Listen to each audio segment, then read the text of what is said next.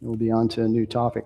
But we have been traveling the road of formation this year, working on becoming more of who Jesus wants to be. Formation is a slow, faithful work God does in us as truth is lived out under pressure over time.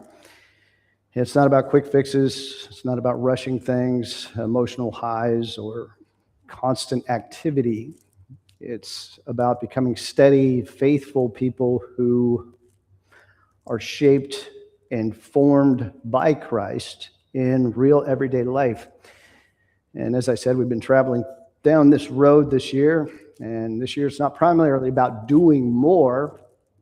It's about becoming more deeply formed in Christ. And sometimes to do that, we back off from activity a bit and just settle and learn to be present with the Lord. As we set out, we learned about problems and tension. There are problems we solve and tensions we manage. There are things in life that just aren't going to go away. There are always going to be a tension, so we learn to manage them. There are things in life that are problems that we do learn to solve, but others that we just have to learn to manage. And we learn to be comfortable in that tension because they're always going to be present in our lives. And we talked about several of those as we started the year off together. And we find peace in the Lord. We get comfortable in that tension. And then we continued with ordered love, talking about the correct order of our love. Sometimes, though we may be well-meaning, we've been taught or picked up the idea somewhere along the way that loving comfort and pleasure is wrong, which it's not. We just have to put things in their proper order.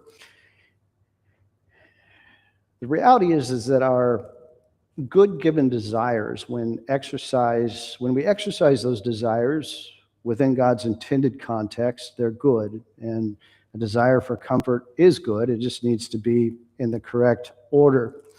And when we get outside of the boundaries that God has given us, that's when they become a problem. And we looked at the order in which we should love things. God is highest, then his will, then people, then purpose and calling, and then below that is comfort and pleasure.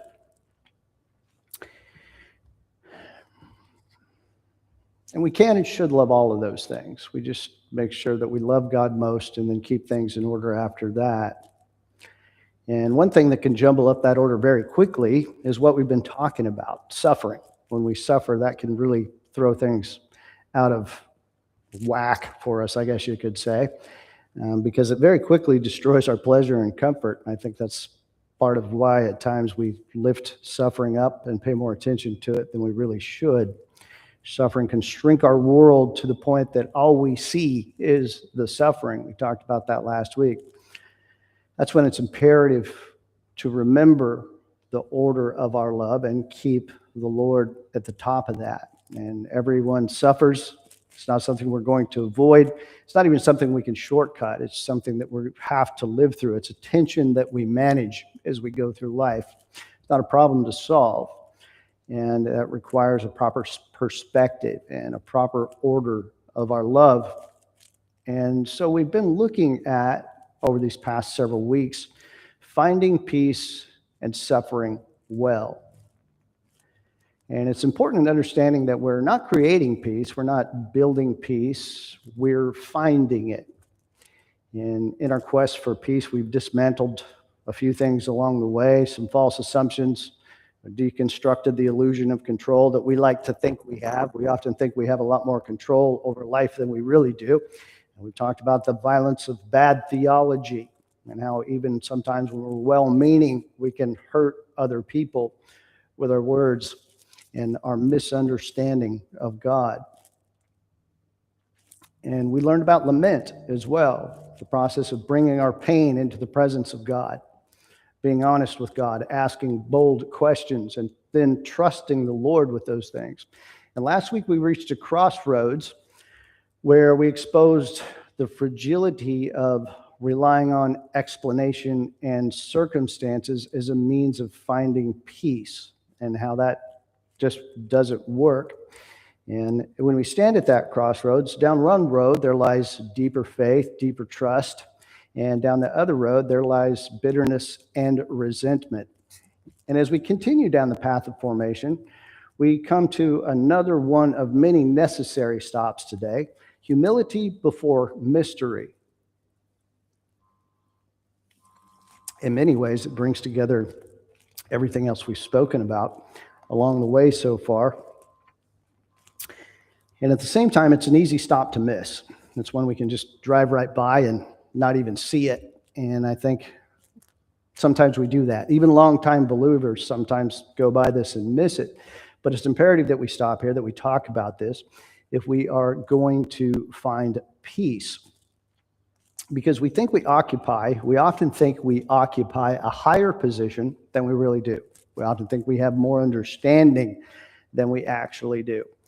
One of the strangest, I think, human traits is our ability to become fully convinced that we understand things we are not in a position to understand. We assume knowledge we don't have. We think we know what someone else might be going through. We think we know what they're thinking. Or like Job's friends, they thought they knew why Job was suffering. And that's a human trait. We all do that often. And we assume to understand motives, reasons, intentions behind actions. We assume to understand why people do what they do. Sometimes we assume to understand why God does things. We assume that we know what he's doing. We assume we know why he's doing it. And that's something we all do. We all make assumptions and treat it as if it's a solid truth. And occasionally we may be right, but often we'll find that we're wrong, like Job's friends. And it's not always rebellious to do that. It's sometimes we do it sincerely without even realizing that we're making assumptions about something, or that we don't understand what's actually happening. And we've seen in the book of Job that God himself said Job was upright, that he was blameless. And Job suffered severely. And he has been lamenting, he's been grieving as we've looked at Job, talked about Job. He's defended himself from some accusations from his friends. And after all of that happens, and Job's been lamenting, he's lost everything, his family, his wealth, his health. He's defended himself against the false accusations of his friends. He's lamented, going through grief. God finally speaks. And when he does, God doesn't give Job answers. He doesn't give him an explanation as to why what is happening is happening. We have a better view of the situation than Job does. We know what's going on more than him. And after all that, when God finally speaks to Job, what he says to Job, he says not to feed his own ego. That's obvious. And he doesn't intend to crush or humiliate Job. We talked last week about how when we read, we really can't hear the tone of what he says, but we know about the character of God, and he wasn't trying to crush or humiliate Job. God said exactly what Job needed to hear, the way he needed to hear it, exactly when he needed to hear it, in light of what he was going through. And when God speaks to Job, he doesn't make statements, doesn't give him answers, explanations. What he does is he asks him a series of questions, quite a few actually. God asked Job, where were you when I laid the foundations of the earth? Can you command the morning? Do you provide food for the raven? He asks him all these questions. And God isn't asking because he needs answers. He's not asking Job even because he thinks Job will be able to answer. He uses questions to show Job that he is trying to evaluate reality from a perspective he doesn't actually hold, that he's assuming knowledge that he doesn't actually have. He doesn't actually possess the knowledge to understand what's going on around him. And this is obviously a humbling experience for Job, as it would be for any of us. God interrogates us with a bunch of questions. And listen to how Job responds. In Job chapter 40, verses 3 through 5, It says, Then Job answered the Lord and said, Behold, I am vile. What shall I answer you? I will lay my hand over my mouth.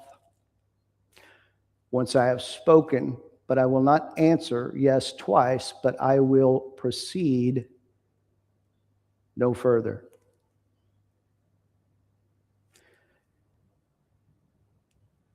Job, in what he says he covers his mouth. He's not going to talk anymore. Job is not humiliated into silence. He's humbled into perspective. He's not humiliated into silence. He's humbled into perspective. God gives him perspective. And in this, Job uses the word vile to describe himself. And through modern ears, that might sound like disgusting or worthless or something like that. But the word vile carries the idea of something small or brought low. It's a word that communicates perspective, which Job now has after God speaks to him. And Job he's admitting that he's overestimated his perspective. And he has been speaking to realities that are actually beyond his vantage point. He's assumed things that he doesn't really understand, which we all do at times. And that's not necessarily wrong to do that. We just need to be careful when we do that. We need to be careful that we're not assuming knowledge we don't have or a position that we don't actually hold. And partway through questioning Job, God says, answer me if you can. And he knows Job can't answer his questions, but he says, answer me if you can, to bring that to light to Job, I suppose. And God is showing Job through this series of questions that he is human like us. He's finite, he's limited, and that he has assumed a vantage point of reality that he doesn't actually have. He's assumed that he knows more than he really does. Job, in this conversation with God, he calls himself vile, but it's a word of perspective. He hasn't lost intelligence.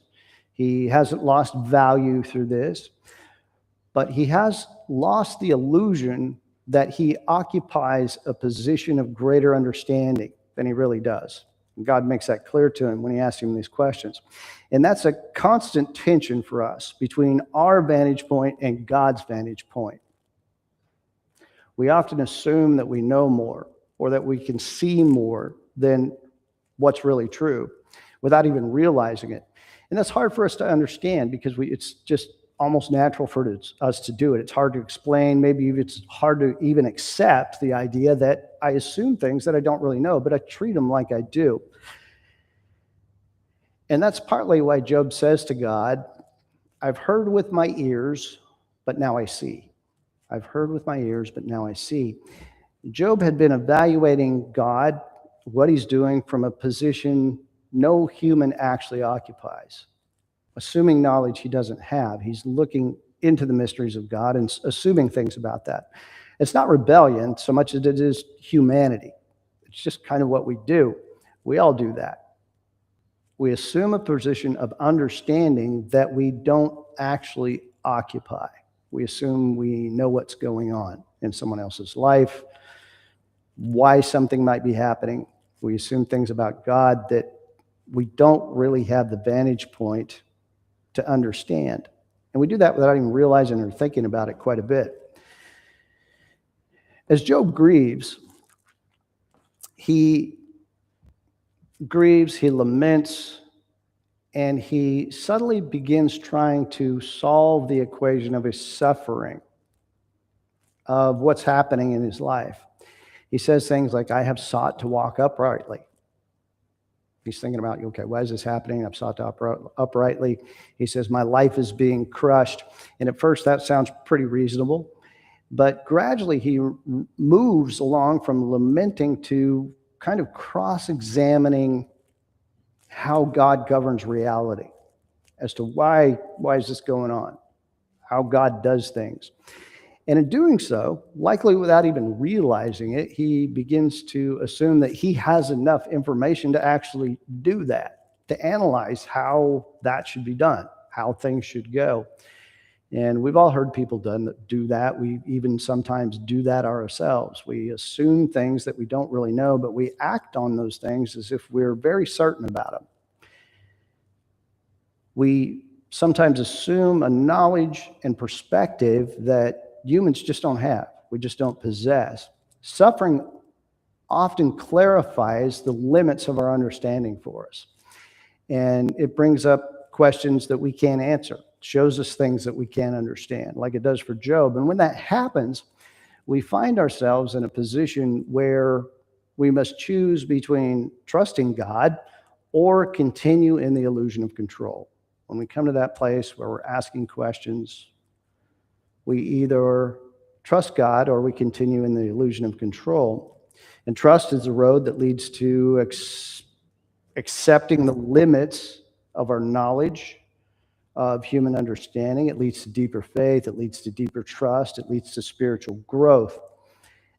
Down the other road, the road to bitterness and resentment, that involves hanging on to the illusion of control. It involves hanging on to the idea that of the things that we assume that we know about God and what he's doing in our situation, assuming we have answers to questions that we can't answer. And for most of us here, it's very likely we would say we trust God. If you're here this morning, there's a pretty good chance most of us would say that. Maybe not everyone, but most of us would. We'd say we trust God. And when we say we trust God, we mostly do that from a comfortable place. Of course, we do it from where we're comfortable. When things are going well, we say, yes, I trust God. We're comfortable trusting God when we're comfortable. But the problem with comfort is it doesn't challenge trust. It doesn't challenge trust. It's easy to say that, but when things get uncomfortable, it challenges whether or not that's true when we say we trust God.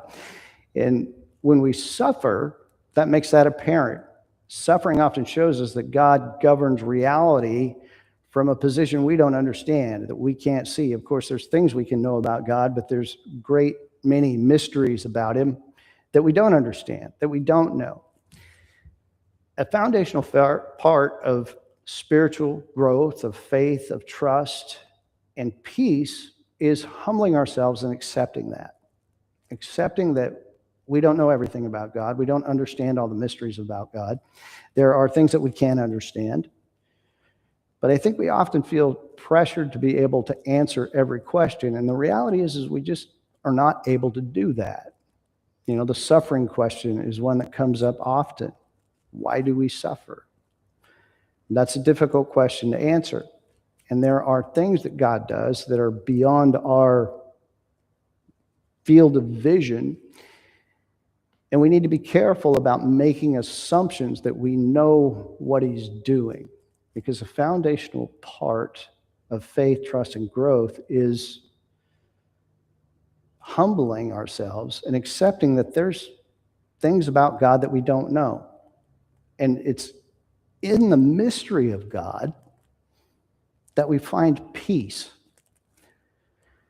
Humility begins when we accept our position before God. When we see who he is, we see who we are. We understand that our knowledge, what we can see, our vantage point is limited in comparison to his. And humility is having a modest view, simply having a modest view of who we are in relation to who God is. Humility replaces those assumptions we like to make with trusting God. Replaces assumptions with trust. Mystery reveals the limits of human perspective, the mysteries of God, things we don't understand about him. They reveal the limits of our perspective. Now, up until this point, Job has wrestled with trying to press his suffering, and we probably all do this, press his suffering into a mold that he can comprehend, shrink it down into something he can understand. Bring things beyond our perspective inside of human logic so we can make sense of them. That's what we want to do. We seek those things. And when God finally speaks to Job, he reveals something Job knew, but he didn't see. He knew it, but he didn't see it. There's things we know, but we haven't seen. Job knew that God operated from a level beyond his own understanding. He knew that. We know that. We understand that. He operates beyond the limits of human wisdom.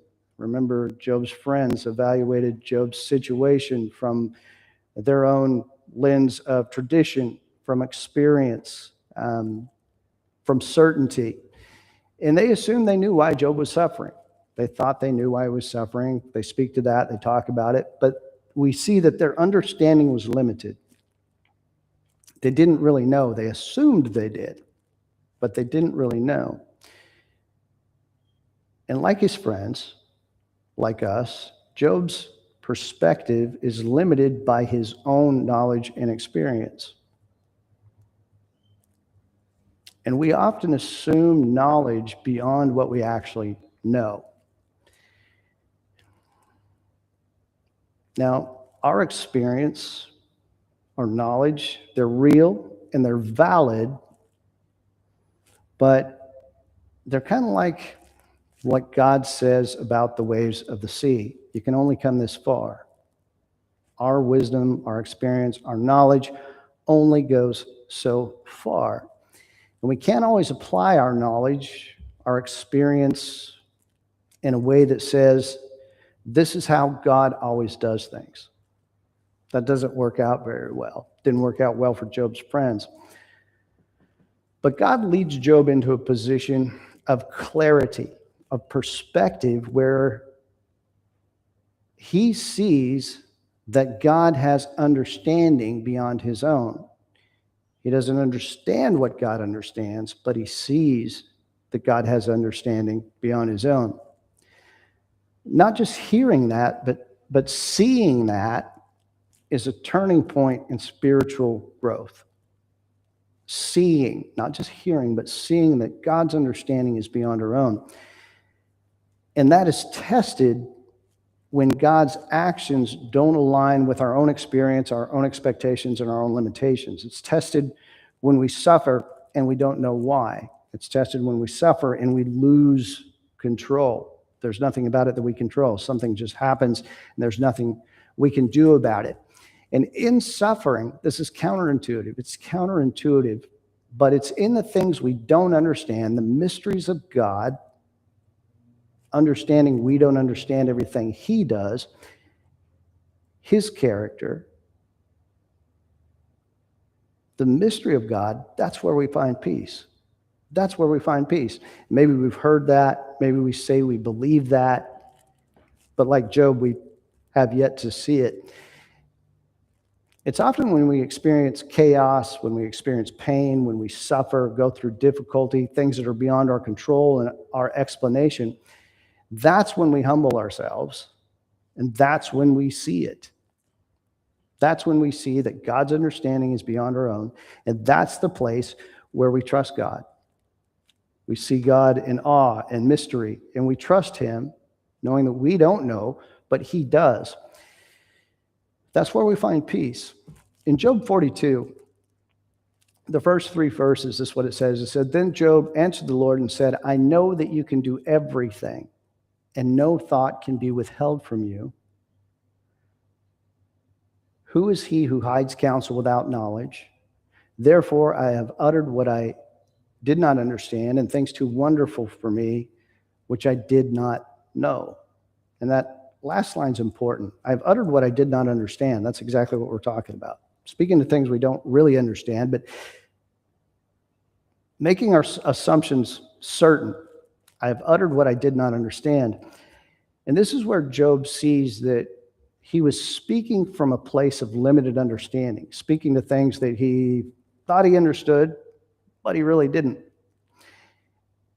And doing that's not always wicked. It's not always evil. Sometimes it's just limited.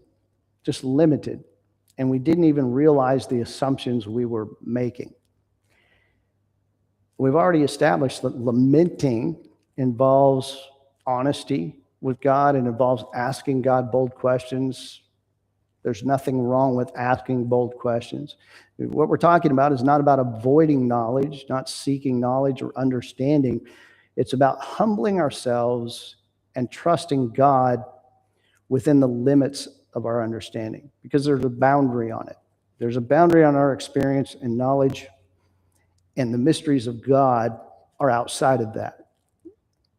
Our faith deepens through honest questions, asking honest questions, seeking answers. We just need to remember to humble ourselves in our conclusions and be very careful that we're not making assumptions. And there's a difference between asking questions and making assumptions, or being sure that we know why what's happening is happening, why God does the things the way he does them, assuming knowledge we don't possess. And one of the greatest human struggles is the desire to control our circumstances. We want to control our life. We want to control everything that goes on around it. We want to control our environment, and we want to be able to explain everything. And that's not a bad thing. That desire comes from a good God-given desire. It even goes hand in hand with one of the first commands that God gave people. He said, be fruitful and multiply, fill and subdue the earth, exercise dominion over every living thing. Go out into the earth, populate it, cultivate it, protect it, oversee it, develop it, take control of your environment. God even put Adam in the garden to tend it, to keep it under control. And that's a good God-given desire. Don't want to take charge of things, control them, if that's the right word. Good God-given desire and a command. And part of exercising that desire is creating an environment of peace, of stability, of predictability, of clarity, all of those things. And that's good. It's good to do that. We should do that. It's a command from God. It's a desire he's given us. As humans, we've been given authority to take charge of and organize our environment, steward the world for God. We build, we organize, we discover, we explore, we do all of these things. We educate, we learn, we protect, we develop. But we've not been given authority. We've been given authority to do all those things, but we've not been given authority to determine ultimate outcomes. We've not been given authority to control suffering. We've not been given authority to control other people's hearts. We've not been given authority to control tomorrow or death or the mysteries of God. There's a boundary around our authority, around our stewardship. Job was upright. He was blameless. He was a good man. He raised a great family, obviously. He built a good life. He was wealthy, had an incredible family. He exercised his God-given desire to shape the world around him. The desire to work, to produce good outcomes, to do all those things through good stewardship. But now, in his suffering, Job has come to the boundary between human stewardship and the mysteries of God. There's a boundary there. And just like any of us, he's looking for explanations. He's looking for answers in his suffering. And that is a crossroads when we come to that place, because sooner or later we come to the boundary of our own stewardship, authority, knowledge, wisdom, experience. And then beyond that are the mysteries of God. And we all come to that place. It's a crossroads. One road leads to deeper faith and trust, and the other to resentment and bitterness. And when we stand at that intersection, the road that we take is determined by the question we ask. There's a couple we can ask. We can ask, how can I respond to this faithfully? How do I respond to this situation, suffering, pain? How do I respond to this faithfully?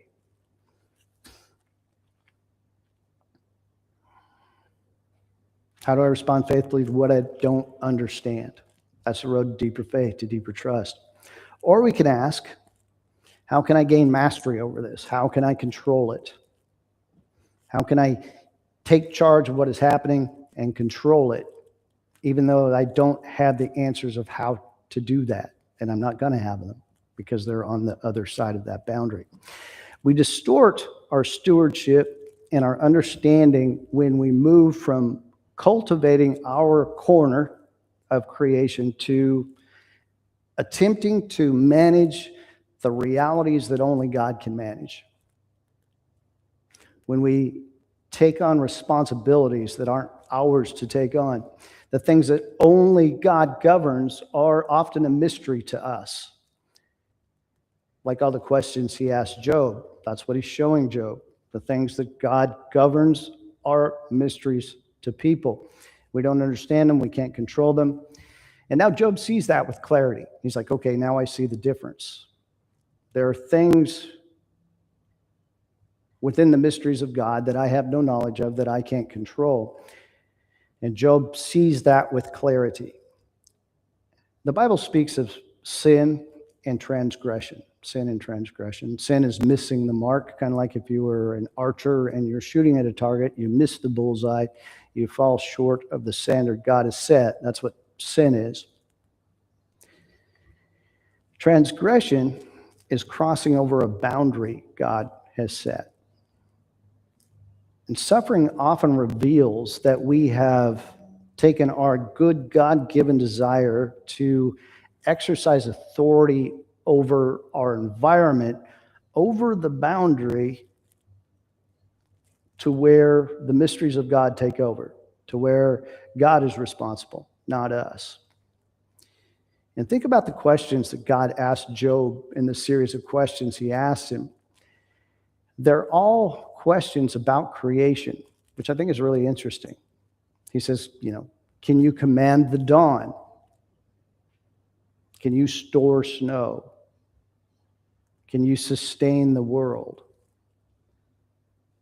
God created us to bring order and understanding to the world in which we live. We build houses, solve problems, cultivate, grow food, do all these things. Cultivate land, create systems, education. We learn, we grow. God has given us the command and the desire to do that, and that's a good thing. But suffering often clarifies the boundaries of that desire to take charge of our circumstances, our environment around us. But we're created to steward, not exercise ultimate control. We don't have the knowledge, the wisdom, or hold the position to do that, but sometimes we act as though we do, and we assume that we do.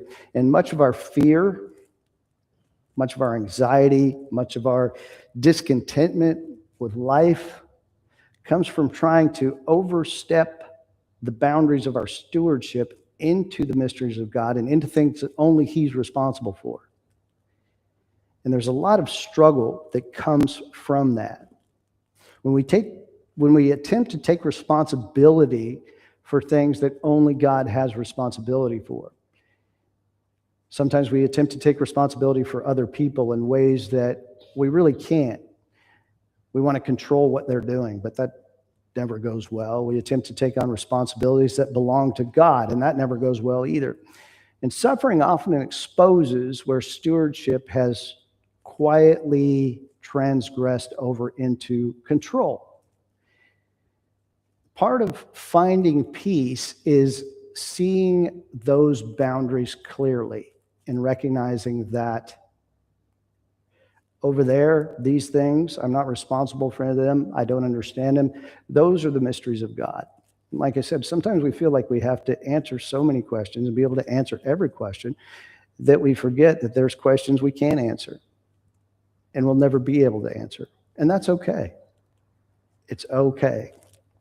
So part of finding peace is seeing those boundaries clearly. And how do we do that? In Romans 11:33, Paul says, "Oh, the depth of the riches and wisdom and knowledge of God. How unsearchable are his judgments and unfathomable are his ways." If you read about Paul, you know he went through a lot. He was stoned, beaten, whipped, shipwrecked, left for dead. He was cold. He was hungry. All kinds of things happened to Paul as he traveled the known world and preached the gospel, went on his missionary journeys. And through all of that difficulty, suffering, hardship, he chose the road of deeper faith and trust. Paul's not angry that God is beyond him at all. He's in awe of the fact that God is beyond him. He has awe for God, and he finds peace in that. He finds joy in that. And we find peace when our awe for God replaces our desire for control, our desire to manipulate everything around us is replaced by awe for the Lord, his magnificence, the mystery of God, the things we don't understand. Maturing spiritually is discovering that peace comes from knowing God, understanding his character, and understanding that there are a lot of things about him we don't know. The mysteries of God. Being in awe of things we don't understand. And that's so counterintuitive. Paul writes, how unsearchable are his judgments. How unfathomable are his ways. There's so many things about God I don't understand, and I am in awe of him. That's where he finds peace and joy. And Paul recognizes that God's wisdom, it's not just bigger than ours, it's categorically different than ours. It's categorically beyond what we know, what we can understand. And trying to understand the mysteries of God is kind of like trying to pour the ocean into a coffee cup. It's just not going to happen. It's impossible. It's counterintuitive because we want to control everything around us. I know I do. I want to control the temperature in my office. I want to control how loud the music is. And those aren't bad things until we overstep the boundary into things that only God is responsible for. The world tells us all the time, master your reality, curate your life, engineer certainty, hustle, make things happen. And a lot of that stuff is fine. There's really nothing wrong with it until it crosses over the boundary of stewardship under God into responsibility for what only God is responsible for. And the world tells us, take control of your life. God says steward your life. They're two different things. Steward under the Lord, in awe of him, seeing the mysteries of God. And it's not like he's threatened by human efforts to take control. He's not threatened by that, obviously. He could let us struggle in our discontent and our anxiety and being angry at this, that, and the other, and whatever's happening around us and constantly worried. He could just leave us to struggle in that perpetually. But I think suffering is often a tool that God uses to show us, hey, you're stepping into the boundary of things you don't understand, the boundary of things that you shouldn't do, the boundary of places you shouldn't go. We're overstepping boundaries into his responsibility. And I think that's what causes us a lot of discontent, stress, anxiety, all of those things when we try to get over that boundary where only God is responsible. When we see that boundary and trust God beyond it, saying, I trust God with that, that's his, I don't have control of that, I don't even really understand it. It's the mysteries of God that grow us in our awe of him and his magnificence. And those are the things that direct us to trust him. In the things of God that pass our understanding is where we find peace in him, knowing that he's beyond it. He's bigger. He's more powerful than that, than my circumstances. I can't control them, but I can trust him in them. What the New Testament calls peace that passes understanding. It's peace beyond our understanding. God uses what we can't understand to help us see that he does. Do you ever go through a situation like that? You're suffering, and it brings so much clarity. I see that at funerals all the time. I've probably done 50 or 60 funerals, and everything changes at a funeral. All the walls, all of the assumptions are down. One of the best places to preach the gospel there is at a funeral, because people are snapped back into reality in what they can actually control and not control. We may not understand the mystery and greatness of God, or we may think we understand it, but if we don't see it in difficult circumstances, we'll see nothing but the difficulty.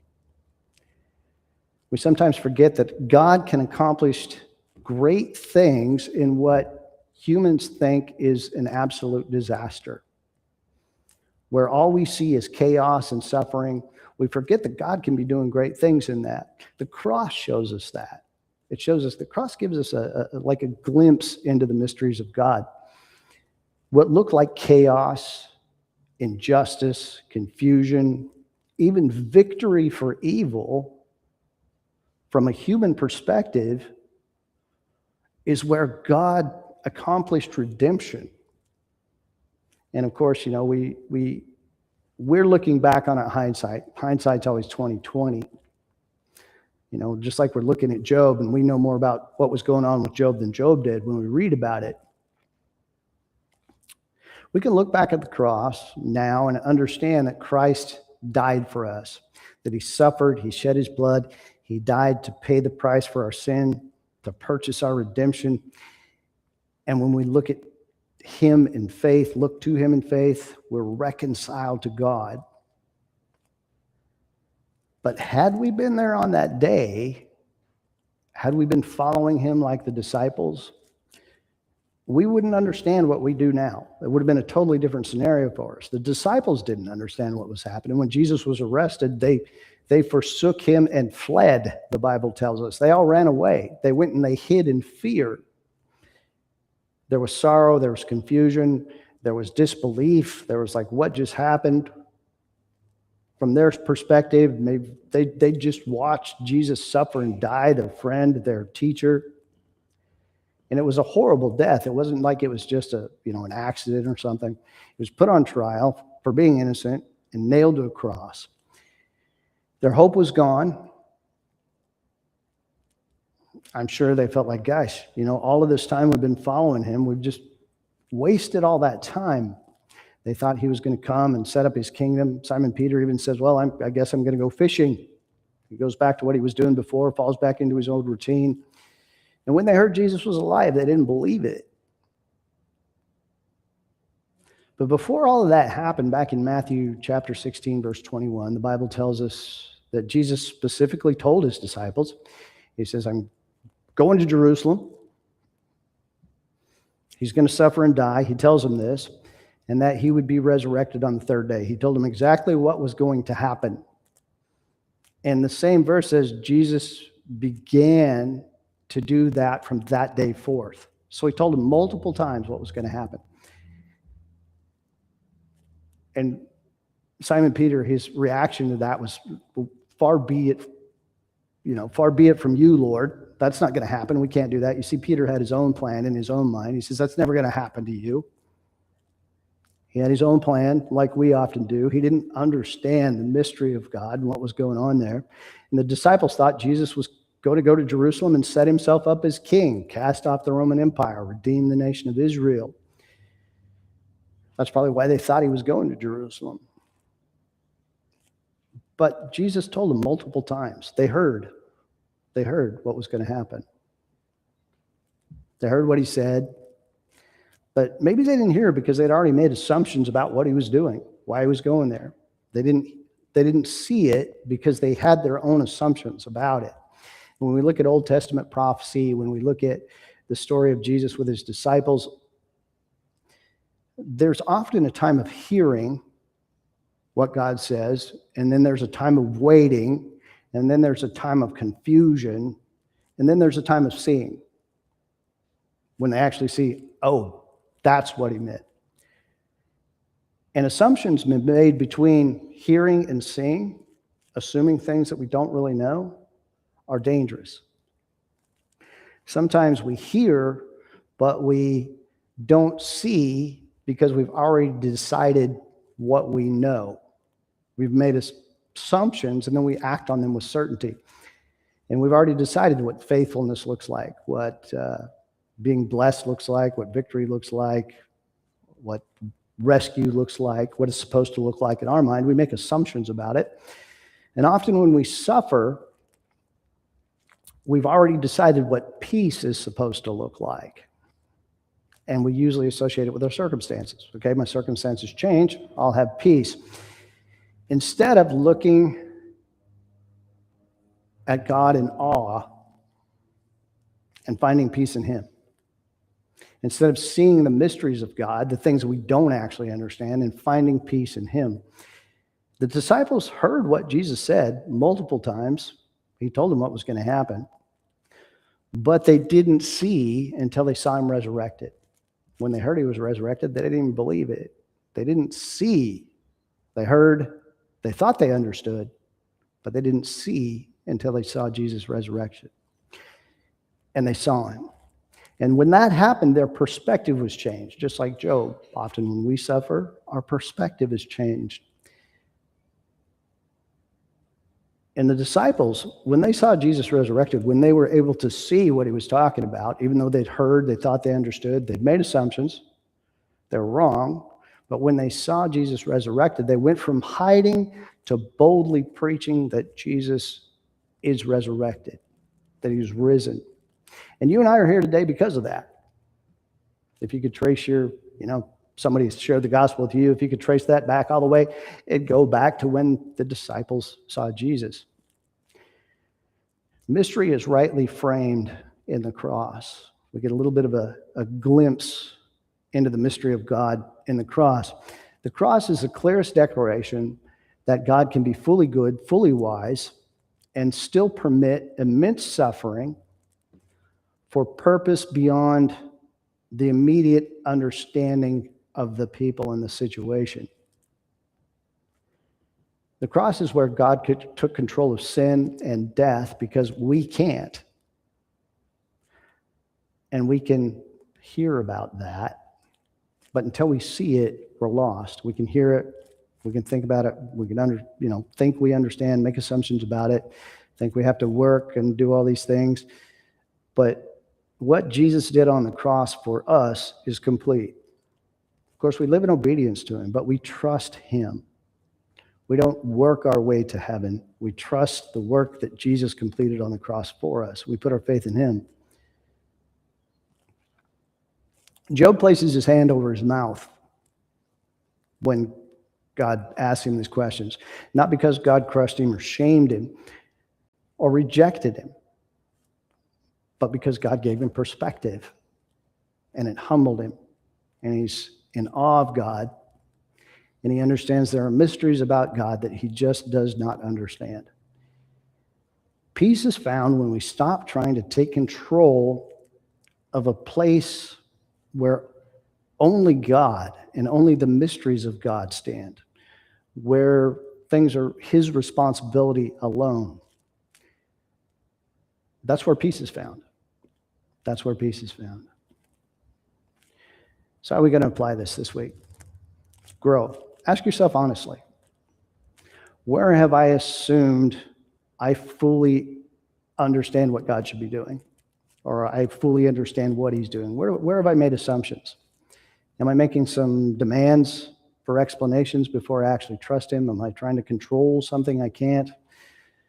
Formation deepens when we ask honest questions. Sometimes we need to ask ourselves some questions. We ask honest questions while remaining humble about our conclusions. Practice surrender. Surrender where you want to control, but you know you really can't. Okay, you're not responsible for carrying omniscience or omnipotence. We're not all powerful. We're not all knowing. We're not responsible for those things, for carrying those things. Those are the mysteries of God. We're not required to fully understand every circumstance, everything that happens before we walk faithfully through it, trusting the Lord. We don't have to understand everything before we trust. Sometimes peace comes not from getting answers, but from finally accepting our position before God, saying, okay, well, I can't understand everything. I'm just going to have to trust the Lord. And that's where we find peace. Like Job, there comes a moment where growing faith that's being formed says, I've spoken things too wonderful for me. I've assumed knowledge that I don't have. That's not despair, it's perspective. And go. Carry humility into a world obsessed with certainty. It's okay to not have an answer for every question. There are things we can know, of course, but sometimes we need to get comfortable in the tension of not knowing. I think people are exhausted from pretending they fully understand everything, that we have an answer for everything. There's suffering, there's justice, there's motives, there's all these things that go on in the world, politics, God, life. Be someone steady enough to admit mystery and hold on to faith and trust God in that. It's okay to admit some things are beyond us. That doesn't mean at all giving up intelligence or reason or seeking knowledge, understanding. It doesn't mean any of those things. But it's in the mystery, it's in the difficulty, it's in the mystery of God that we gain perspective. That's where we find peace. And not every hurting person needs a simplistic answer. We probably can't give them one anyway. Sometimes they need someone who is calm enough to trust God in the middle of unanswered questions. Would you stand with me as we pray?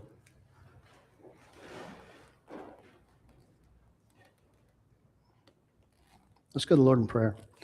Father in heaven, we come to you in prayer. We're grateful for the day. I pray that we would humble ourselves before you, knowing that we can know many things about you. We can learn about your character, your greatness. But there are things that are beyond the boundaries of our wisdom and our understanding, that are mysteries to us, and that we can trust you in these things, the things we can't control, things that aren't our responsibility. And I pray that we would do that we would look to you in awe and wonder and your greatness and find peace, that we would trust you completely and understand that we don't know everything. We can't know everything. But we can trust you in everything. It's in the name of Jesus we pray. Amen.